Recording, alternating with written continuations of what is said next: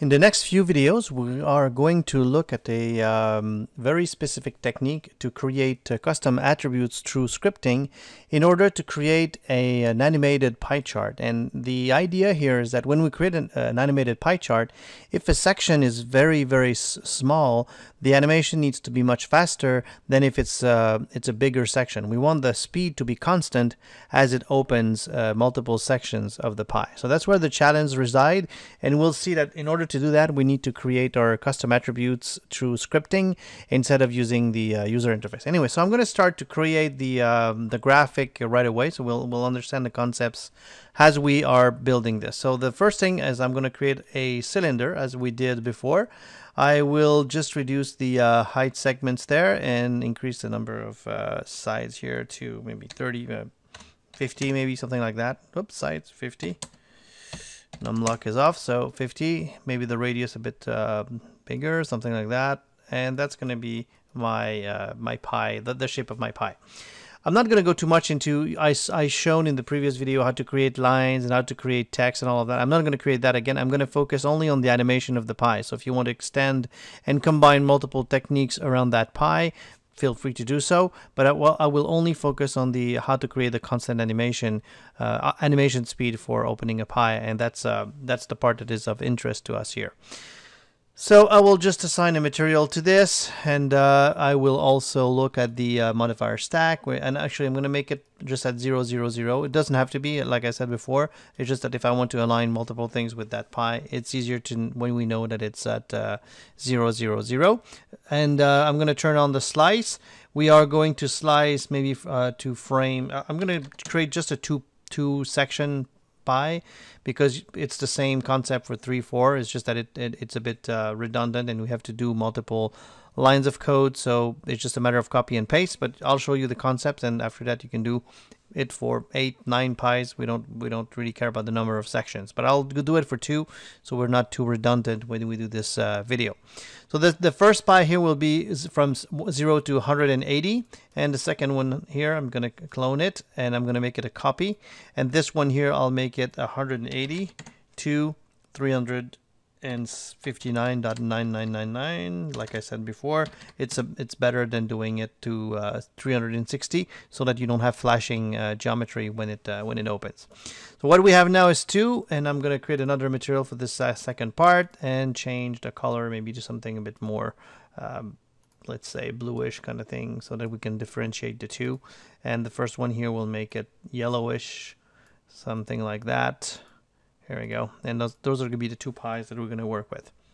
So what we have now is the pie. It's not animated, and we would like to create an animation that it opens, and it opens up from counterclockwise. So if I do this, if I take a look at the window here, I'm just going to go in auto key mode, and I'll make it on a fixed value, a number of frames that I know. So I'm not going to improvise this. I could make it 100, so it's an easy way, an easy number to remember. But I'm going to do it on 50 frames so that it's going to be a faster open. So I'll record the keyframe here. So 180. So I'll set a keyframe, add a key here. So it's outside of the window, but there's a button called Add Key.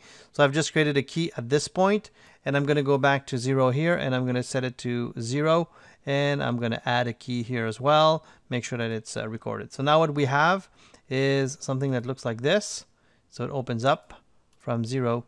So you see that now. And actually, you know what? The first frame here, I'm going to make it to 0, 0, 1, 1, 1, so that it's not perfectly 0. And it's going to open up like this. And that's going to be our animation. The thing here is I want this one to, now that this one opens on 50 frames, it's a bit slow. So what I'll do is I'll make the whole animation opens on 50 frames. So I'll bring this one here to 25. So it's half of it. So 25 is going to be like this. It's a bit faster. It's a bit better. So this one, the second slide, the second pie, sorry, needs to open on the remaining of the animation. So at frame 25, we need to have the slice from here. We need it to be 180.0001, so that it's like right there. So I'm going to record. I'm going to turn on auto key here and record a key at that specific moment. And we are going to go at frame 50 and animate it so that it goes through 360 or 359.00 or something like this. So now what we have is something like this. It goes, it starts, and then it continues like so. That's perfect. But you, and also that's something I should remind you is that since I practiced this presentation before, my tangent type was already set up, but I need to make it linear so that it's so when we're creating those new keys, it's a linear speed when it goes from beginning to end. So if I just go and do something like this, you see that it's a constant speed.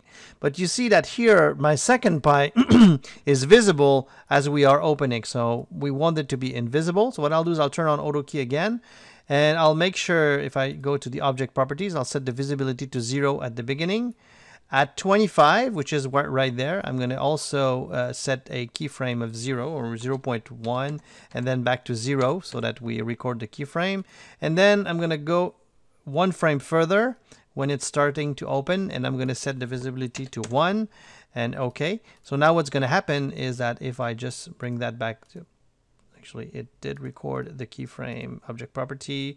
I want that keyframe here to be of 0, auto key, and object properties. I want that keyframe to be 0, and I'm going to make sure that it's 0 in the controller, in the control window here, the curve editor. So 0 here, that's fine. So I'm going to select this one, that's 0, and at 26 it's a value of 1. So the visibility goes from 0 to 1. That's perfect. So here we go. So we have the animation here and it opens at a constant speed. But the thing is that, yes, it works. It opens at a constant speed. But if we want the speed to be constant, we need the keyframe that has been recorded here for the 180. It needs, if it's a smaller section, we need it to be faster. So maybe at frame 15 so that it's a bit faster, or it needs to be longer. So it needs to be extended. But the whole animation, all of the keyframes must remain within that 0 to 50 time frame to get the full animation. So that's the idea here. We want to update that. In order to update that, we will need to set the values manually, set the key or change the animation, the keyframe animation, and that's what we're going to see when we're going to create the scripts here. So, but before we go into the scripting, what I'll do is I'll finish the preparation for this. I'll just create a, I'm just going to zoom out a bit. So create a circle here and put a text in it. So we've seen that before. So I'm just going to do it quickly. We're going to write in edit. Make it small so that it fits in that window here, something like that, and we're going to bring it here. We are going to convert this into an editable spline, attach the text, and once it's done, we are going to put a enable in viewport, and maybe not too thick, something like that. And on top of this, maybe a bit thicker, something like this, and we chose yellow as our basic color or color for the control object, and we're going to add a attribute holder. That's an empty interface, and that's what we're gonna. That's where we're going to put our interface. So that's it for the creation of the Pi. So you saw that we animated at the constant speed for the Pi, and we also animated the visibility of the Pi that appear during the animation. So if we had 3 Pis, we would do exactly the same thing. We would continue, and we would also animate the visibility of the third Pi. So now let's see how we can automate this to be able to change the values and create an interface for our attribute holder here, but by using scripting, which opens a lot of possibilities.